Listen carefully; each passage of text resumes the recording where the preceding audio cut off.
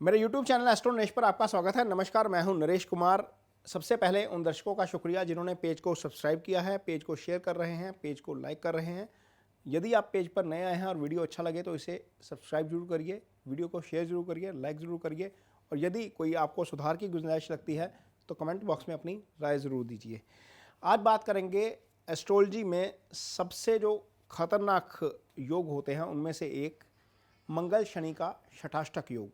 हाँ जी, ये एक बार फिर बनने जा रहा है। मंगल 10 मई को कर्क राशि में गोचर करना शुरू करेंगे। कर्क राशि मंगल की नीच राशि है। शनि पहले से ही कुंभ राशि में गोचर कर रहे हैं और कुंभ राशि शनि की मूल त्रिकोण राशि है।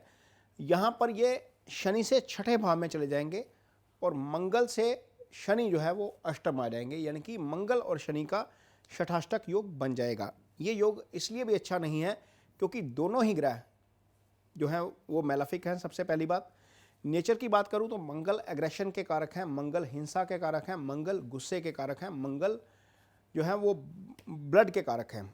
शनि जो है वो मिस्ट्रीज के कारक हैं, शनि दुख दरिद्रता के कारक हैं और ये इनके दोनों प्लैनेट्स के नैसर्गिक गुण हैं।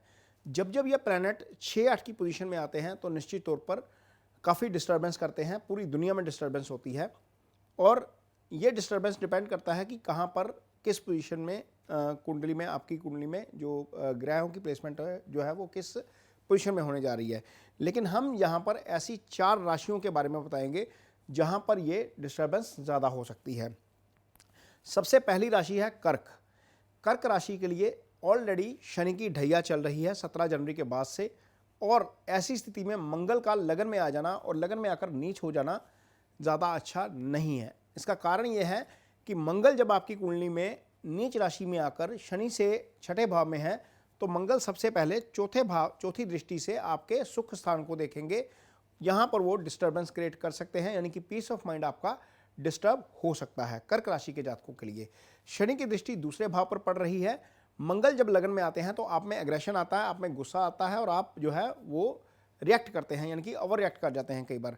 शनि का वाणी वाले भाव में होना और राहु की उसके ऊपर दृष्टि होना और मंगल का लगन में होकर सप्तम को देखना, इसका मतलब यह है कि सारे इंडिकेशन आपकी रिलेशनशिप को डिस्टर्ब करने वाले हो सकते हैं, यानी कि आपके पार्टनर के साथ या फिर किसी अन्य व्यक्ति के साथ आपका विवाद हो सकता है।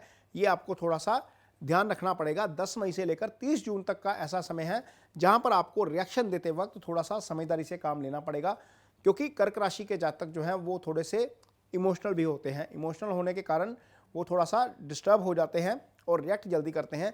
इसलिए 10 मई से लेकर आप 30 जून तक थोड़ा सा ध्यान रखिए और इसके अलावा आपको वाहन चलाते वक्त भी थोड़ी सी सावधानी रखनी पड़ेगी, क्योंकि अष्टम में शनि चल रहे हैं और अष्टम भाव बड़ी दुर्घटना या हादसे का जो है वो भाव होता है। यहाँ से सडन लॉस या सडन प्रॉफिट भी देखा जाता है। तो थोड़ा सा आपको एक तो अपनी ड्राइविंग को लेकर थोड़ा सा ध्यान रखना पड़ेगा, एक अपनी जो रिएक्शन है वो थोड़ा सा बैलेंस रखिए, इससे चीज़ें ठीक रहेंगी। अदरवाइज बाकी और एरियाज़ में ये नुकसान ज़्यादा नहीं करेंगे, क्योंकि मंगल की दृष्टि भी अष्टम के ऊपर है, मंगल की दृष्टि सप्तम के ऊपर है या मंगल की दृष्टि चौथे भाव के ऊपर है। तो ये सिग्निफिकेंस आपको देखने को मिल सकते हैं। शनि ऑलरेडी ढैया में चल रहे हैं, यहाँ पर शनि अपना फल कर रहे हैं, जहाँ पर शनि की दृष्टि है वहाँ से चीज़ें जो हैं वो थोड़ी सी डिस्टर्ब ऑलरेडी हैं। तो यहाँ पर आपको थोड़ा सा अपने रिएक्शन और अपनी ड्राइविंग के ऊपर ध्यान देकर चलना पड़ेगा। दूसरी जो राशि है जिसको ज़्यादा प्रॉब्लम हो सकती है वो है सिंह राशि।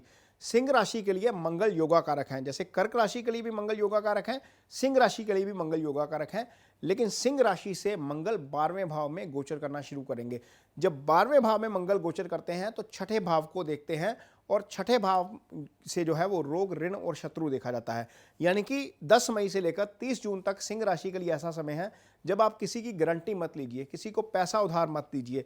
यदि आपको कोई फिजिकल प्रॉब्लम होती है तो उसको लाइटली मत लीजिए, गंभीरता से लीजिए, क्योंकि छठा भाव एक्टिवेट है तो बीमारी यदि आएगी तो थोड़ी सी लंबी खिंच सकती है। शनि ऑलरेडी आपकी कुंडली में सप्तम भाव में गोचर कर रहे हैं और शनि का सप्तम भाव में गोचर करना, हालांकि मूल त्रिकोण राशि में, अपनी राशि में है, केंद्र में है, लेकिन शनि का सप्तम में गोचर करना अच्छा नहीं होता। ये भाग्यस्थान को ऑलरेडी देख रहे हैं, लगन को ऑलरेडी देख रहे हैं, चीज़ें आपकी जो आपके एंड पे हैं वो ऑलरेडी आपको थोड़ा सा जिद्दी बना रही हैं, सुस्त बना रही हैं। लेकिन ऐसी स्थिति में जब मंगल का भी कंट्रीब्यूशन आ जाएगा, मंगल भी सप्तम को देखना शुरू कर देंगे, तो आपके पार्टनर के साथ आपका विवाद हो सकता है 10 मई से लेकर 30 जून तक। यहाँ पर आपको थोड़ा सा ध्यान से काम लेना पड़ेगा अपने रिलेशनशिप को लेकर।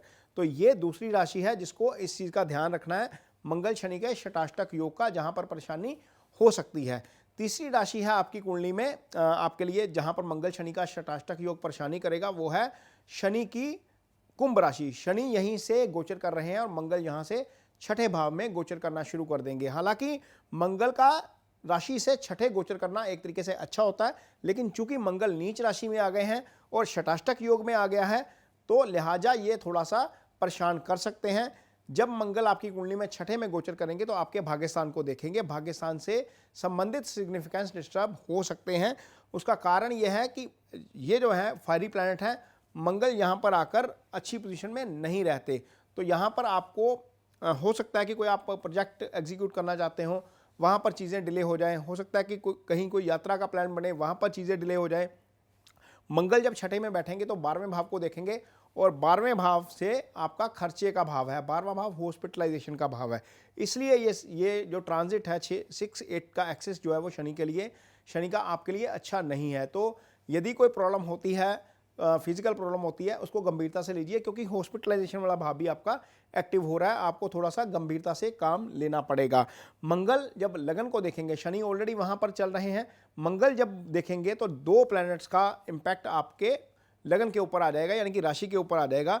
2 मैलेफिक प्लैनेट जब चंद्रमा को डिस्टर्ब करते हैं तो आपका मानसिक जो आपका रिएक्शन है थोड़ा सा, वो आपका कई बार अवर हो जाता है। क्योंकि दोनों ही फायरी प्लैनेट है, दोनों ही पापी प्लैनेट हैं, इसलिए थोड़ा सा आपका जो टेम्परामेंट है वो लो हो सकता है, या सिचुएशन के मुताबिक आप ओवर रिएक्ट कर सकते हैं।